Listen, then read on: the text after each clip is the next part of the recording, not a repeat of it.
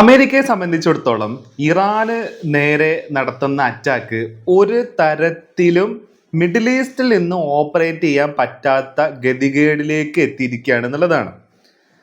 ലോകത്തിലെ ഏറ്റവും വലിയ നാവികസേനയായിട്ടുള്ള അമേരിക്കയുടെ ഫിഫ്ത്ത് ഫ്ലീറ്റിന്റെ ആസ്ഥാനമായിട്ടുള്ള ബഹ്റൈനിൽ നിന്നും ഇവർക്ക് ഓപ്പറേറ്റ് ചെയ്യാനേ പറ്റാത്ത അവസ്ഥയിലേക്ക് കാര്യങ്ങൾ മാറി.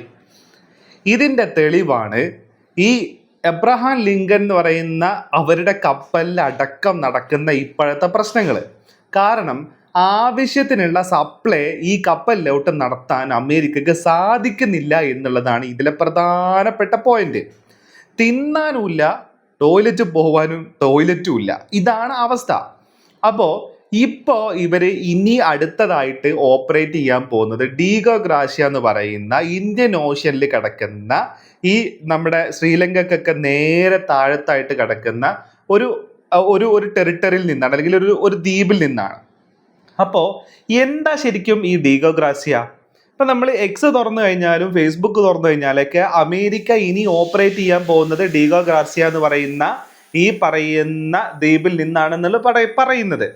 യഥാർത്ഥത്തിൽ ഈ ഡീഗോ ഗ്രാഷ്യ എന്ന് പറയുന്ന ഈ ഒരു ഐലൻഡ് മൗറീഷ്യസിന്റെ സോവറിജിൻ ലാൻഡാണ്. മൗറീഷ്യസ്, പക്ഷെ ഇവിടെ വീണ്ടും നമ്മൾ കൺഫ്യൂസ്ഡ് ആവും. മൗറീഷ്യസ് എന്ന് പറയുന്നത് ഒരു ആഫ്രിക്കൻ കൺട്രിയാണ്. ഇന്ത്യൻ ഓഷ്യനിലാണെന്നുണ്ടെങ്കിലും യഥാർത്ഥത്തിൽ മഡഗാസ്കറിന്റെ ഒക്കെ അടുത്തായിട്ട് ചെറിയ ഒരു ദ്വീപായിട്ട് കിടക്കുന്ന ഒരു ആഫ്രിക്കൻ രാജ്യമാണ് മൗറീഷ്യസ് എന്ന് വേണമെങ്കിൽ നമുക്ക് പറയാൻ പറ്റും.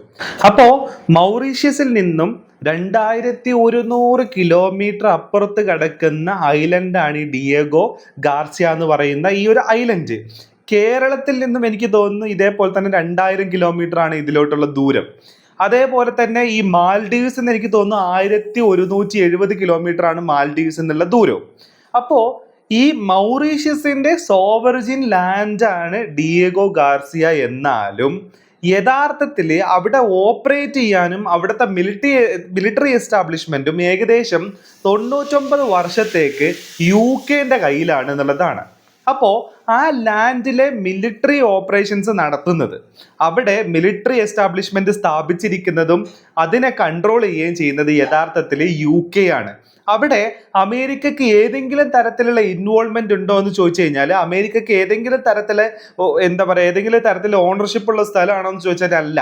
പക്ഷേ അമേരിക്കയും UK തമ്മിലുണ്ടാക്കിയിട്ടുള്ള കരാർ പ്രകാരം യഥാർത്ഥത്തിൽ അമേരിക്കയും ആ പറയുന്ന ഐലൻഡിനെ ഓപ്പറേറ്റ് ചെയ്യുന്നുണ്ട് എന്നുള്ളതാണ്.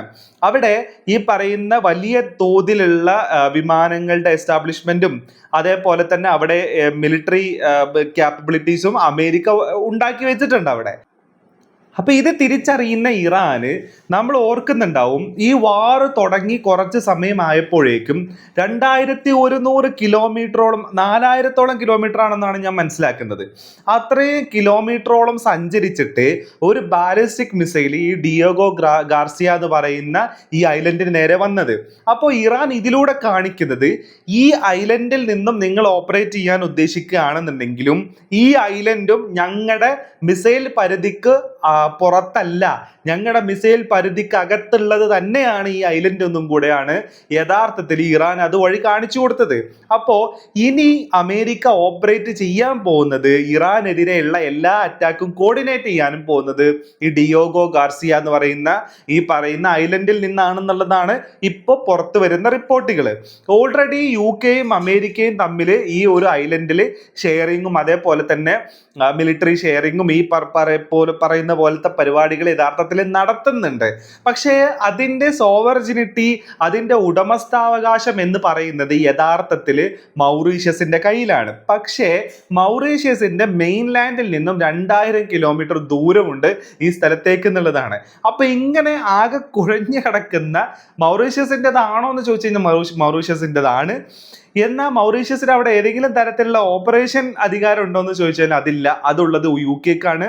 എന്നാൽ അവിടെ ഏതെങ്കിലും തരത്തിലുള്ള ഓപ്പറേഷൻ നടത്താനുള്ള അധികാരം അമേരിക്കക്ക് ഉണ്ടോ എന്ന് ചോദിച്ചാൽ അമേരിക്കക്ക് ഇല്ല.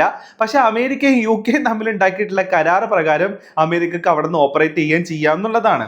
ഇതാണ് ഈ പറയുന്ന ഡിയേഗോ ഗാർസിയ എന്ന് പറയുന്ന ഈ ഒരു ഐലൻഡിനെ കുറിച്ചുള്ള ഒരു വിശേഷണം എന്ന് പറയുന്നത്. പക്ഷേ ഈ ബഹ്റൈനിലെ 5th ഫ്ലീറ്റ് ആസ്ഥാനം, അതേപോലെ തന്നെ കുവൈത്ത്, ഖത്തർ പോലെയുള്ള ബേസുകൾ ജോർഡാനൊക്കെ ആക്രമിച്ചിട്ടുള്ള ഇറാനെ സംബന്ധിച്ചിടത്തോളം ഡീഗോ ഗാർസിയ എന്ന് പറയുന്നത് ഇറാന്റെ സാറ്റലൈറ്റ് പരിധിക്ക് പുറത്തുള്ള സ്ഥലമല്ല, ഇറാന്റെ ഏതെങ്കിലും തരത്തിലുള്ള മിസൈൽ പരിധിക്ക് പുറത്തുള്ള സ്ഥലമല്ല. പക്ഷേ ഈ സ്ഥലത്തിന് വേറൊരു പ്രശ്നമുണ്ട്. ഈ ബഹ്റൈന് അതേപോലെ തന്നെ കുവൈത്ത് എന്നൊക്കെ പറയുന്നത് അമേരിക്കയുടെ സ്വന്തം ബേസ് ആണെന്നുണ്ടെങ്കിൽ ഈ പറയുന്ന ഡിയേഗോ ഗാർസിയ എന്ന് പറയുന്നത് യഥാർത്ഥത്തിൽ അമേരിക്കയുടെ സ്വന്തം ബേസ് അല്ല, അത് UK-ൻ്റെതും കൂടിയാണെന്നുള്ളതാണ്. അപ്പോൾ ഇങ്ങനെ ഒരു അറ്റാക്ക് നടക്കുകയാണെന്നുണ്ടെങ്കിൽ UK-ക്ക് നേരെയുള്ള അറ്റാക്ക് ആയിട്ട് UK അത് എടുക്കുകയാണെന്നുണ്ടെങ്കിൽ ഇറാൻ കൂടുതൽ പ്രശ്നത്തിലേക്ക് പോവാൻ കൂടെ ചെയ്യും എന്നുള്ളതാണ്. അപ്പോൾ എനിവേ ബഹ്റൈനിൽ നിന്നും ഇറാന് നേരെ അമേരിക്ക ഓപ്പറേറ്റ് ചെയ്തത് പോലെ ആയിരിക്കത്തില്ല ഇനി. കാരണം 13,000 കിലോമീറ്റർ ഡിസ്റ്റൻസിൽ നിന്നിട്ട് വേണ്ടി വരും ഈ അമേരിക്കൻ പട്ടാളക്കാർക്കും അതേപോലെ തന്നെ അമേരിക്കൻ നാവികസേനയ്ക്കൊക്കെയുള്ള സപ്ലൈ ഇനി അമേരിക്കക്ക് കൊടുക്കാൻ പറ്റുക എന്നുള്ളതാണ്. അപ്പോൾ ഇതിൽ കഴിഞ്ഞ ദിവസം ഒരു സൈനികന്റെ ഭാര്യ പറഞ്ഞത് അവസാനമായിട്ട് പറയാനുള്ളൂ, ഈ ചങ്ങായിക്ക് എന്താണ് പ്രവർത്തിക്കുന്നത് എന്നതിനെ കുറിച്ച് യാതൊരു ഐഡിയ ഇല്ല, അയാൾക്ക് ചെയ്യുന്ന കാര്യത്തിൽ യാതൊരു അക്കൗണ്ടബിലിറ്റി ഇല്ല, മൊത്തത്തിൽ ആകെ കുഴഞ്ഞു മറിഞ്ഞു കിടക്കുന്ന ഒരു സ്ഥിതിവിശേഷമാണ് എന്നുള്ളതാണ്.